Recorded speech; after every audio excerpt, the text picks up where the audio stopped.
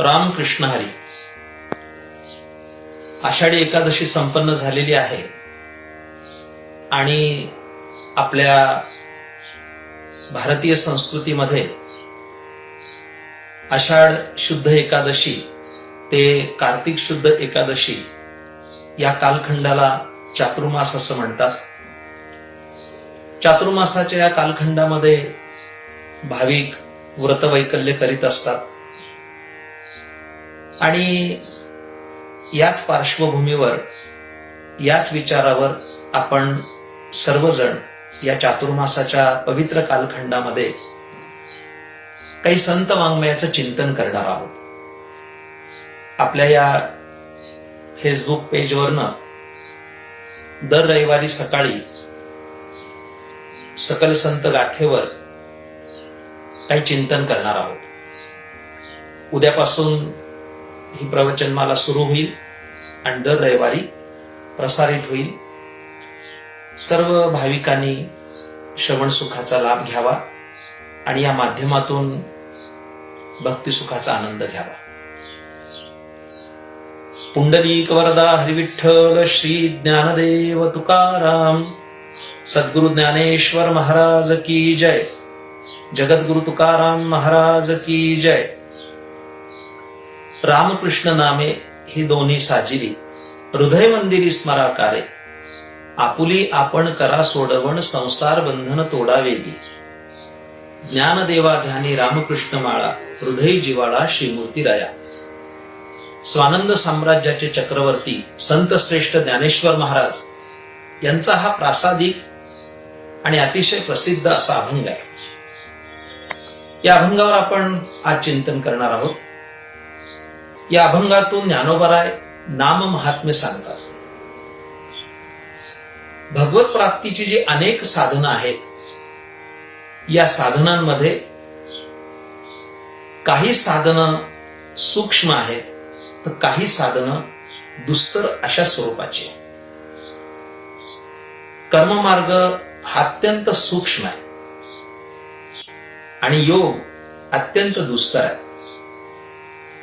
वारकरी संप्रदायाने हे सूक्ष्म आणि दुस्तर मार्ग मोडून काढले आणि नामस्मरणाचा राजमार्ग सर्व भाविकांसाठी खुला केला.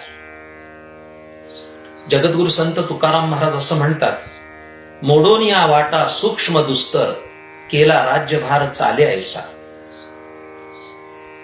भगवत प्राप्तीच्या पंथावरचे आपण सगळे पांथस्थ आहोत. या रस्त्याने आपण वाटचाल करीत आहोत. अनेकदा असं होतं की नियत साधन हाताशी नसेल तर माणूस मुक्कामाला पोहोचेलच याची खात्री नाही. ज्ञानोबराय म्हणतात, आस्थेच्या महापुरी रिगताती कोटीवरी, परिप्राप्तीच्या पैलतीरी विपाईला निघे. एखादाच पैलतीराला जातो आणि म्हणून माझ्या प्रिय श्रोत्यानो, वारकरी सांप्रदायिक सर्व संतांनी नामस्मरणाची वाट चोखाळली. मुळात वारकरी संप्रदाय हा नामधारकांचा संप्रदाय. जगद्गुरु संत तुकाराम महाराज एका अभंगात असं म्हणतात, आम्ही नामाचे धारक, नेणो प्रकार आणि सर्व भावे एक विठ्ठलची प्रमाण. आज आध्यात्मिक क्षेत्रामध्ये अशी परिस्थिती आहे की कोणती साधना केली असता आम्हाला भगवत प्राप्ती होईल, या बाबतीमध्ये भाविक जन अत्यंत दोलायमान अशा स्वरूपाचे आहेत. कुणी योगाकडे वळतोय, कुणी कर्माकडे वळतोय, कोणी ध्यानधारणा करतोय, कोणी यज्ञ यागादीत कर्म करतोय. ही भगवत प्राप्तीची साधनं आहेत, यात वाद नाही. परंतु सरळ आणि सोपा मार्ग जर कोणता असेल तर तो नामसाधना हाच आहे. तरी एक प्रश्न निर्माण होतो की नामसाधना करायची वा नामस्मरण करायचं, पण ते कोणतं करायचं, या बाबतीमध्ये पुन्हा शंका निर्माण होऊ शकते. खरी गोष्ट तर अशी आहे की प्रापंचिक जीवनात माणसाला जेवढ्या शंका नाहीत एवढ्या शंका त्याला आध्यात्मिक जीवनात आहेत. आणि त्यातूनही मौज अशी आहे की प्रपंचामध्ये एखादा प्रश्न निर्माण झाला, प्रपंचात एखादी शंका जर निर्माण झाली तर त्याचं निरसन करणारा एखादा माणूस भेटतो, एखादी व्यक्ती भेटते. पण अध्यात्मामध्ये एखादी शंका निर्माण झाली तर त्याचं योग्य निरसन करणारी योग्य व्यक्ती भेटत नाही. ही अडचण मोठी आहे. पण संतांनी सांगितलेल्या मार्गाने जावं. संत ज्या मार्गाने नेतील त्या मार्गाने आपण जावं. आपल्याला निश्चित स्वरूपानं भगवत प्राप्ती झाल्याशिवाय राहणार नाही. नामस्मरण करायचं इथपर्यंत आपण आलो, पण कोणतं नाव घ्यायचं, कोणत्या देवाचं नाव घ्यायचं हा प्रश्न उभा राहील. ज्ञानोबाराय त्याचा अत्यंत चांगला खुलासा करतात या अभंगाच्या पहिल्या चरणातून. रामकृष्ण नामे हे दोन्ही साजिरी, हृदय मंदिरी स्मराकारे. ज्ञानोबाराय म्हणतात राम आणि कृष्ण ही दोन नावं साजिरी आहेत. साजिरी म्हणजे अत्यंत सुंदर आहेत असं वर्णन आहे. राम आणि कृष्ण हे दोन देव जे आहेत ते भारतीयांच्या हृदयाच्या चौरंगावर विराजमान आहेत. जगमे सुंदर हे दो नाम, चाहे कृष्ण कहो या राम.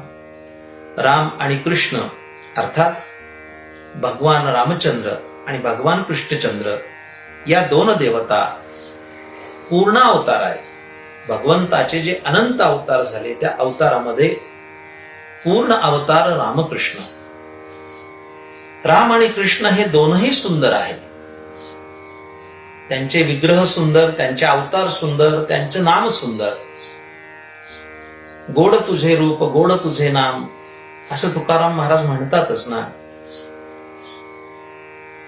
प्रभू रामचंद्र अत्यंत सुंदर, भगवान कृष्णचंद्र अत्यंत सुंदर. राम बरवा कृष्ण बरवा, सुंदर बरवा बाई आणो, ज्ञानोबाराय बोलतात. भगवान रामचंद्र अत्यंत सुंदर आहेत, भगवान कृष्णचंद्र अत्यंत सुंदर आहेत. प्रभू रामचंद्र किती सुंदर, अर्थात सौंदर्याच्या वेगवेगळ्या संकल्पना आहेत. सौंदर्य कशाला म्हणायचं? आपल्या भारतामध्ये गौरवर्णाला प्राधान्य आहे. म्हणजे गोऱ्या रंगाची माणसं स्मार्ट असतात, देखणी असतात, असा सौंदर्याविषयीचे आपले निकष आहेत. आपल्याकडे तरतरीत नाक हे सौंदर्याचं प्रतीक मानलंय. नाकी डोळी सरस असणं असं मानलंय. या उलट चीन प्रांतामध्ये ज्या व्यक्तीचं नाक चपटं आहे त्याला ब्युटी क्वीन असं म्हणतात. हे सौंदर्याचे मापदंड वेगवेगळे आहेत. प्रभू रामचंद्र अत्यंत सुंदर. योगी ज्याच्या रूपावर भाळले तो प्रभुराम किती सुंदर असेल अशी कथा सांगितली जाते रामायणामध्ये की प्रभू रामचंद्रांच्या पदस्पर्शानं अहिल्या उद्धार झाला. महर्षी गौतमांच्या शापानं अहल्या दगड झाली होती, पण शिळा मनुष्य झाली याच्या चरणाच्या चाली. शिळा मनुष्य झाली, थोर कीर्ती वाखणली असं आपल्याला वर्णन आढळतं. तारी ऐसे जड उदकावरी जो दगड अशा प्रभू रामचंद्रांनी अहल्या उद्धार केला, म्हणजे त्या दगडाची बाई झाली. ही बातमी ऋषिकुळात आली आणि सर्व ऋषी हे ब्रह्मचारी होते. या ऋषींना असं वाटत होतं की आपण सुद्धा संसार करावा, पण यांना मुलगी कोण देणार? यांना ही नामी कल्पना सुचली की भगवंताचा पाय लागल्यानंतर जर दगडाची बाई झाली आहे तर आपण सुद्धा एक एक दगड घेऊया आणि प्रभू रामचंद्रांकडे जाऊया आणि प्रभू रामचंद्रांना त्या दगडाला पाय लावायला सांगूया आणि त्याची स्त्री झाली की तिच्याबरोबर संसार करूया. प्रत्येक ऋषीनं एक एक दगड आपल्या डोक्यावर घेतला आणि ही सगळी दिंडी प्रभू रामचंद्रांकडे आली. प्रभू रामचंद्रांना पाहता क्षणी अशी घटना घडली की प्रभू रामचंद्रांकडे ते सर्व ऋषी एकटक पाहतच राहिले. भानावर आल्यानंतर प्रभू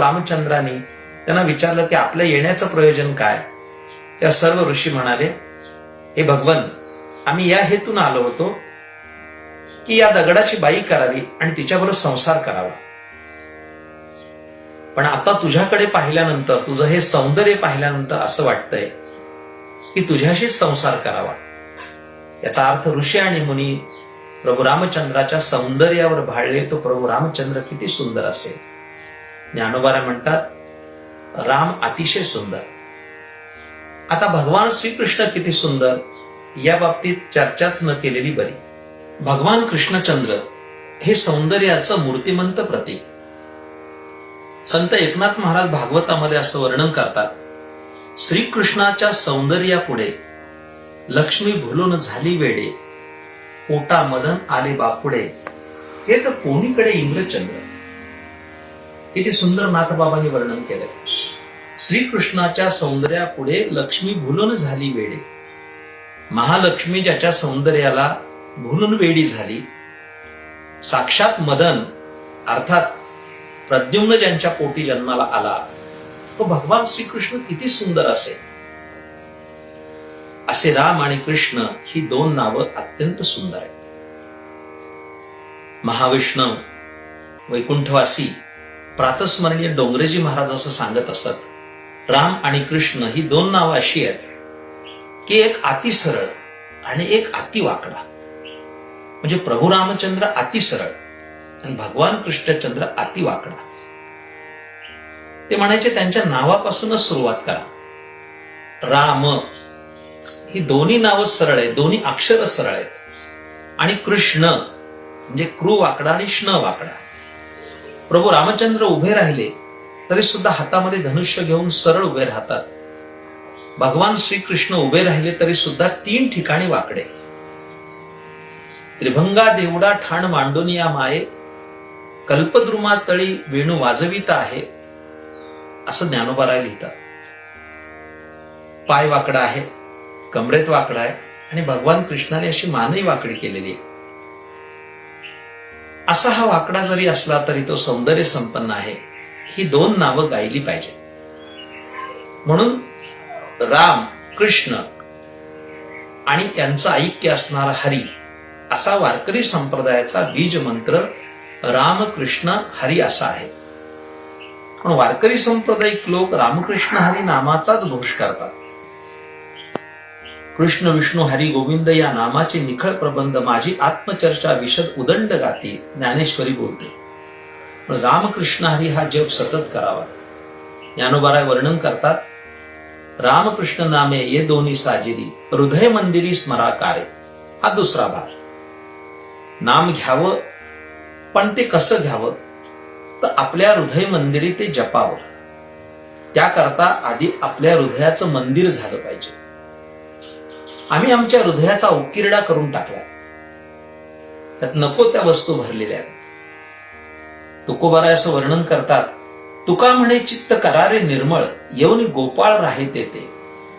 एकदा चित्त शुद्ध झालं की त्या शुद्ध चित्तामध्ये भगवान येऊन राहतात. ज्ञानोबाराय बोलतात, जयाचे चौखटे मानसी, मी होऊन असे क्षेत्र संन्यासी. ज्याचं चित्त शुद्ध झालंय त्या चित्तामध्ये मी संन्यास घेऊन तिथंच राहतो, मी क्षेत्र संन्यास घेतो, त्या क्षेत्रातून बाहेर जात नाही. अशी चोखड्या चित्ताची संत मंडळी त्यांच्या भगवंत हृदयामध्ये राहत असतो. मंडळी, याकरता आपण आपलं चित्त शुद्ध केलं पाहिजे, विशुद्ध अंतःकरण झालं पाहिजे. भगवान त्याच्यामध्ये वास करेल. हृदय मंदिरी स्मराकारे.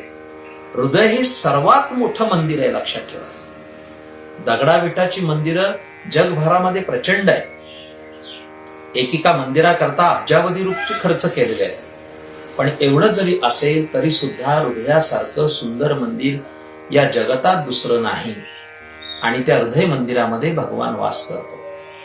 या हृदय मंदिरामध्ये रामकृष्ण नामाच्या माळा ओढल्या पाहिजेत. रामकृष्ण नामाचं भजन केलं पाहिजे. याचा परिणाम काय होईल, त्याची फलश्रुती काय असेल, त्याचं ज्ञानोबाराय वर्णन करतात. आपुली आपण करा सोडवण, संसार बंधन तोडा वेगी.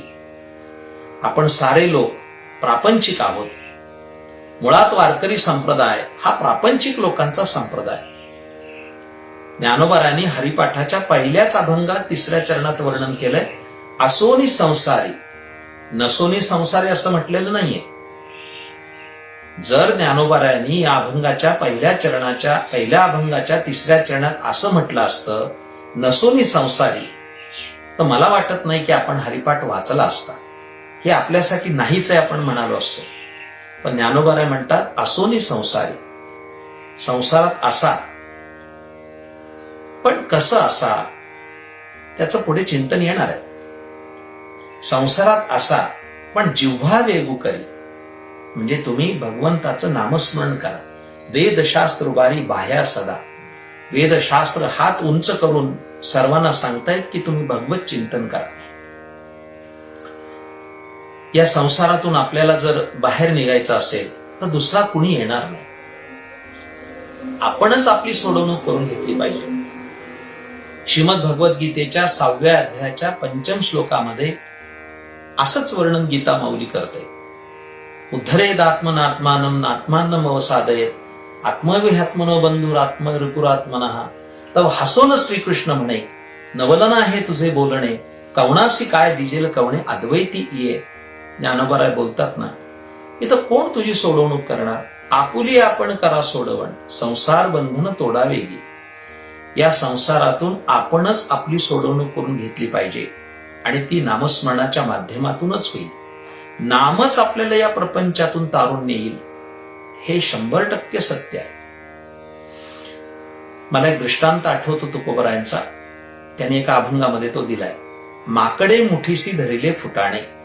मी माझ्या कीर्तनामध्ये अनेकदा तो दृष्टांत सांगितलाय.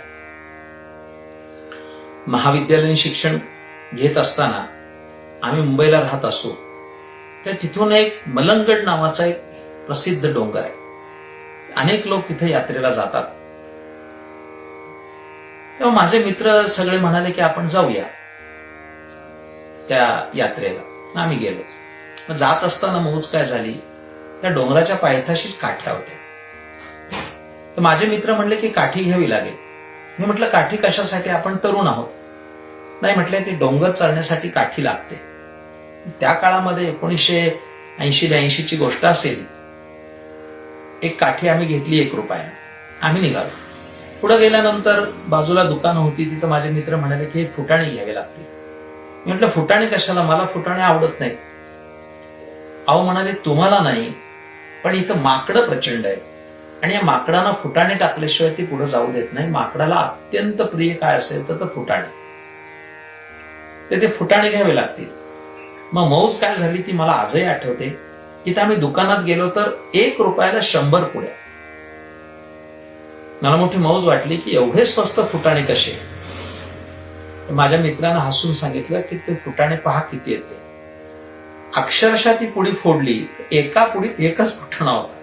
म्हणजे 1 पुडी टाकली की तो फुटाण्याच्या मागे माकड पळायचं, दुसऱ्या पुडीच्या मागे लागायचं, गोष्ट संपली. म्हणजे माकडाला अतिशय प्रिय काय असेल तर ते फुटाणे. मूळ दृष्टांतात या एक घागर होती आणि त्या घागरीमध्ये एका बाईने फुटाणे ठेवले होते. त्या घागरीचं तोंड बारीक होतं. ती बाई बाहेर कुठं गेली आणि माकड आलं. आणि माकड आल्यानंतर त्या माकडाने फुटाण्याच्या अपेक्षेनं त्या कळशीत हात घातला, घागरीत हात घातला. जाताना तो गेला, पण मूठ फुटाणे घेतल्यानंतर फुगली. आता तो हात बाहेर निघेना. ते माकड ओरडू लागलं, मला बाहेर काढा, माझा हात मोकळा करा, मला यातून सोडवा. माझ्या प्रिय श्रोत्यानो, मला सांगा, त्याला कोण सोडवणार? कोणी सोडवणार नाही. माकड मोकळच आहे. फुटाणे सोडलं की माकड मोकळं आहे, लक्षात ठेवा. गोष्ट संपली. मी त्या माकडाची गोष्ट सांगत नाही. अशी अनेक जण संसारात गुंतले, त्यातून आपणच मोकळं झालं पाहिजे. फुटाणे सोडलं की माणूस मोकळा आहे, लक्षात ठेवा. तुकोबाराय वर्णन करतात, आपुली माकडे मुठीसी धरणे फुटाणे, ते फुटाणे सोडले की तो मोकळाच आहे. तसं ज्ञानोबाराय या 2य चरणात वर्णन करतात, आपुली आपण करा सोडवण संसार बंधन तोडावेगी. आपुली आपण करा सोडवण संसार बंधन तोडावेगी. आणखीन एका बाजूने आपण विचार करू शकतो की आपली भारतीय संस्कृती 4 आश्रम व्यवस्था सांगते. मानवी जीवनाचे 100 वर्षाचं आयुष्य मानलेलं आहे. नरदेह दुर्लभ जाणा, शतवर्षाची गणना, म्हणजे 100 वर्षाचं आयुष्य माणसाला आहे. त्याचे 4 भाग पाडलेले आहेत. 0 ते 25 ब्रह्मचारी आश्रम, 25 ते 50 गृहस्थाश्रम, 50 ते 75 वानप्रस्थाश्रम आणि 75च्या पुढे आयुष्य मिळालं तर संन्यासाश्रम. आता ज्या ज्या वयोगटात लोक असतील त्यांनी त्याचा विचार करा. ब्रह्मचारी आश्रम जो आहे या आश्रमामध्ये फक्त अध्ययन करायचं. आपल्याकडे 14 विद्या 64 कला आहेत. विद्या संपादन करण्याचं काम या कालखंडात केलं पाहिजे. 0 ते 25. 25व्या वर्षी विवाहबद्ध झालं पाहिजे आणि उत्तम गृहस्थी राहिलं पाहिजे. धन्य गृहस्थाश्रम हा असं म्हटलेलं आहे. गृहस्थाश्रम हा धन्य आहे. याचं कारण बाकीचे 3 आश्रम या गृहस्थाश्रमावर विसंबून आहे. पण 50 वर्ष झाली की हळूहळू माणसाने वानप्रस्थी झालं पाहिजे. इथं मुद्दा आहे. 50 पर्यंत तुम्ही अत्यंत चांगल्या पद्धतीने संसार करा, पण 50 वर्षानंतर प्रपंचात सुद्धा कसं राहिलं पाहिजे. वानप्रस्थ म्हणजे त्यांनी लगेच लंगोटी लावून हिमालयात गेलं पाहिजे असं नाही. संसारातच राहायचं, पण संसारात असून नसायचं. जेवी जळा आत पद्मपत्र असं ज्ञानोबराय म्हणतात. उदाहरण द्यायचं झालं तर ज्ञानोबरायांनीच उदाहरण दिलंय की पाण्यामध्ये कमळ असतं, त्या कमळाचं जे पान असतं ते पाण्यावर तरंगत असतं, पण त्या पानाला पाण्याचा स्पर्श होत नाही. आपल्याला घरातलं उदाहरण द्यायचं झालं तर आपल्या परसदारामध्ये आळूची रोपं असतात. त्या आळूच्या पानावर असा दवाचा थेंब सापतो, मोत्यासारखा थेंब दिसतो, पण टिचकी मारली तर तो थेंब खळदिशी निघून जातो. ते पान कोरडं असतं. महिला वर्गाला जर दृष्टांत द्यायचा झाला तर निर्लेपची भांडी आलीत बघा, म्हणजे निर्लेपचं डोसा पात्र, निर्लेपचा तवा, म्हणजे त्या डोसा पात्राला पीठ टाकल्यानंतर चिटकत नाही, डोसा करताना तो चिटकत नाही. त्या पद्धतीने माणसाने संसारात 50 नंतर राहिलं पाहिजे. संसारात असायचं पण संसारात नसायचं. 75 झाल्यानंतर भगवंताने आयुष्य दिलं तर संन्यास घ्यावा. या संन्यासाचं सुद्धा वर्णन ज्ञानोबाने फार सुंदर केलंय. मी माझी ऐसी आठवण, विसरले जयाचे अंतकरण, पार्था तो संन्यासी जाण निरंतर. पांढऱ्या कपड्यामध्ये सुद्धा मी संन्यासी पाहिलेत, हे लक्षात ठेवा. असं आपण आपली सोडवणूक करून घेतली पाहिजे आणि ती भगवत चिंतनानं शक्य होईल. ज्ञानोबाराला प्रश्न विचारला की तुमचा अनुभव काय. मंडळी, संतांची श्रेणी अशी असते, आधी केले मग सांगितले. ते आधी स्वतः करतात आणि मग लोकांना सांगतात. जे केलं नाही ते संतांनी सांगितलं नाही, स्वतः त्याचा आचरण करून दाखवलं. अनुभवे आले अंगाते या जगात येत असो. स्वतः अनुभव घेतला आणि जो अनुभव आला तो जगाला सांगितला. ज्ञानोबाराय म्हणतात माझा अनुभव तसाच आहे. ज्ञानदेवा ध्यानी रामकृष्ण म्हणी, अनंत जन्मोनी पुण्य होय. ज्ञानोबाराय हरिपाठात तसं वर्णन करतात. मी ज्ञानेश्वर महाराज म्हणजे मी स्वतः सांगतोय की मी नामस्मरण केलंय. ज्ञानोबाराचा एक अभंग मला फार आवडतो. गाते श्रोते आणि पाहते, चतुर्विनोदी दुश्चित्ते, सोहम भावी पूर्ण ज्ञाते, या सकळासी विनवणी, करा विठ्ठल स्मरण. तुम्ही विठ्ठल स्मरण कसा करा असा अट्टाहास ज्ञानोबाराय धरतात. तुकोबाराय तर पायाला लागतात आणि म्हणतात, लागून या पाया विनवितो तुम्हाला, करे टाळी बोला मुखी ना. याचा अर्थ नामस्मरणाचा सर्वांनी अट्टाहास केला. ज्ञानोबाराय स्वतः म्हणतात की मी रामकृष्ण नामाच्या माळा जपतो आहे. एक प्रसिद्ध गोष्ट सांगितली जाते. नामधारक होते. सातारहून पंढरपूरला जाताना श्री क्षेत्र गोंदवले नावाचं पवित्र तीर्थक्षेत्र लागतं. तिथे ब्रह्मचैतन्य गोंदवलेकर महाराज होते. पूर्वी बालपणी मी कीर्तनात गोष्ट ऐकली. हे गोंदवलेकर महाराज हे नामधारक होते, पण औषधं पण देत असत. एके दिवशी काय झालं, फलटणहून एक बाई त्यांच्याकडे गेली, आपल्या मुलाला घेऊन गेली. आणि सांगितलं की या मुलाला औषध द्या. महाराज म्हणले काय करतो हा, त्याला काय झालंय? काही झालं नाही म्हणले, पण हा दररोज 2 किलो गुळ खातो, तर याचं गुळ खायचं बंद होईल असं औषध द्या. महाराज हसले म्हणाले की आज पौर्णिमा आहे, पुढच्या पौर्णिमेला या, मी देतो. पुढच्या पौर्णिमेला औषध निश्चित देईल. ही बाई पुन्हा गेली. महिन्याभराने परत आली आणि महाराजांना म्हणाली औषध द्या. महाराजांनी त्या बाळाच्या डोक्यावर हात फिरवला आणि सांगितलं, बाळ, गुळ खाणं वाईट आहे बरं, खाऊ नको. आणि त्या बाईनं सांगितलं की ठीक आहे, औषध झालंय, तुम्ही जाऊ शकता. ती बाई भडकली, शीघ्रकोपी होती. ती म्हणाली हेच औषध होतं तर मागच्या पौर्णिमेला का दिलं नाही? एक पहिली गोष्ट, माझा हेलपाटा झाला, येण्या जाण्याचा खर्च झाला, आणि सगळ्यात मोठी गोष्ट म्हणजे या मुलांनी महिन्याभरात 60 किलो गुळ खाल्ला तो वाचला असता. हेच औषध होतं तर मागच्या महिन्यात का दिलं नाही? तेव्हा महाराज हसून म्हणाले, बाई, त्यावेळेस मी पण गुळ खात होतो, आणि मी गुळ खात असताना गुळ खाऊ नये हे सांगितलं असतं तर तो उपदेश फलद्रूप झाला नसता. म्हणून मी आधी गुळ खाण्याचं सोडलं आणि आता सांगण्याच्या योग्यतेचा झालो. याला म्हणतात आधी केले मग सांगितले. ज्ञानोबारायांनी अथक नामसाधना केली. आज सुद्धा ज्ञानोबाराय समाधी अवस्थेमध्ये नामचिंतन करीत आहेत असं त्यांनी बाळछंदात म्हटलंय. ज्ञानदेवे घेतले दान, हृदयी धरून या ध्यान, समाधी बैसला निर्वाण, कथा कीर्तन करीतू बाळछंदू बाबा बाळछंदू. म्हणून ज्ञानोबाराय या अभंगात सांगतात, सर्वांनी नामस्मरण करावं, नामसाधना करावी. नाम अत्यंत सोपं आहे, सर्वांना त्याचा अधिकार आहे. इतर साधनामध्ये अधिकाराचाही प्रश्न येतो, पण सकळासी येथे आहे अधिकार, कलियुग उद्धार हरीच्या नामे. ज्ञानोबाराय ज्ञानेश्वरीत असं बोलतात, नाम जप यज्ञ तू परम, बाधू न शके स्नानादी कर्म, नामे पावन धर्माधर्म, नाम परब्रह्म वेदार्थे. नाम हे साक्षात परब्रह्म आहे. वारकरी संप्रदायाने नाम आणि नामी याचा अभेद मानलाय, तरी सुद्धा नामीपेक्षा नाम श्रेष्ठ आहे. नाम हे निश्चितच श्रेष्ठ आहे. ते नाम कसं श्रेष्ठ आहे हे आपण पुढील भागात पाहणार आहोत. तोपर्यंत सर्वांना नमस्कार. सर्वांनी या भागातून एवढीच शिकवण घ्यायची की चातुर्मासाचा पवित्र कालखंड चालू आहे. अहो, येता जाता उठत बसता कार्य करता सदैव नामस्मरण केलं पाहिजे. एक क्षण सुद्धा वाया घालवला नाही पाहिजे. असं नामस्मरण केलात, असं नामस्मरण आपल्याकडून घडलं तर भगवंताची निश्चित आपल्याला कृपा होईल आणि या संसार बंधनातून आपण मुक्त होऊ आणि भगवत प्राप्तीला प्राप्त होऊ. भगवंताचा निश्चित साक्षात्कार होईल.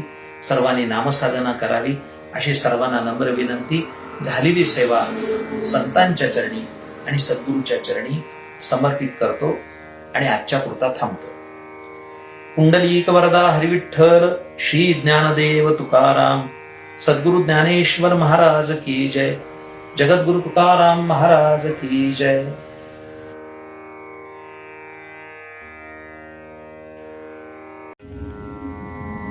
कुष्टी महाराज हे यूट्यूब चॅनल आजच सबस्क्राईब करा. बेल आयकॉनवर क्लिक करा. शुद्ध सांप्रदायिक चाली, कीर्तनं, प्रवचनं, कथा, पारायणं असे वारकरी संप्रदायाशी संबंधित व्हिडिओ पहा.